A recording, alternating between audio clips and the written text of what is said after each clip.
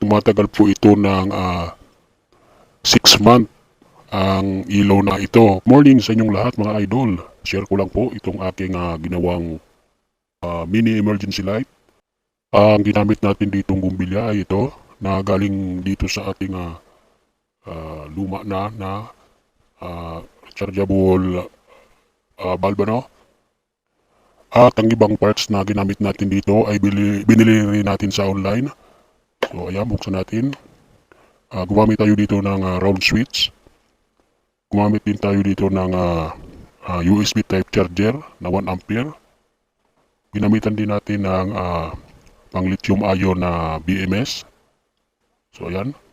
At dalawang lithium ion na 18650 po na battery ang ginamit natin dito. Okay, meron din tayo ditong type C na cable, no? Type C cable charger. Paano nga ba ang connection ng mga ito, ano? So meron tayo dito dalawang nakaparallel na 18650 battery. Dumaan siya dito sa kanyang BMS, positive to negative. Naka-connect siya sa BMS at yung output ng ating BMS sa ating type C charger. So meron dyan sign na B positive at B negative. So dyan natin kinonect yung galing sa ating BMS. At yung output naman itong charger na ito ay ikinonect natin papunta sa ating ilaw.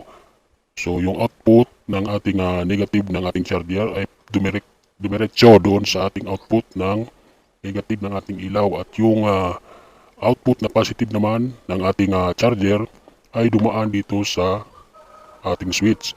So ayan, yung positive dumaan sa isang pin ng ating switch.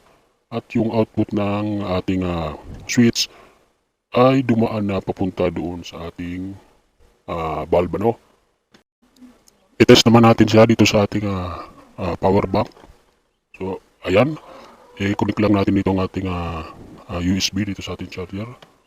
At ayan, nag-red siya, no. So kapag full yan ay magkukulor blue yan. So yan po yung testingan na po natin. So ayan. So bali pundi na po yung ibang ilaw dyan, ano. Pero gumagana po siya at napakalakas. So testingin po natin. Patayin po natin yung ating mga ilaw.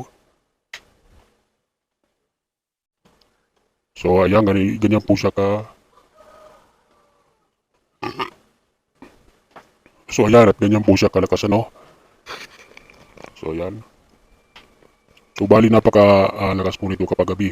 At tumatagal po ito ng 6 month ang ilaw na ito kapag hindi mo siya ginagamit.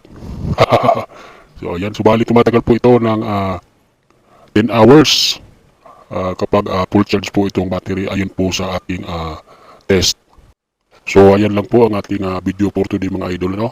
So maraming salamat po sa inyong panonood.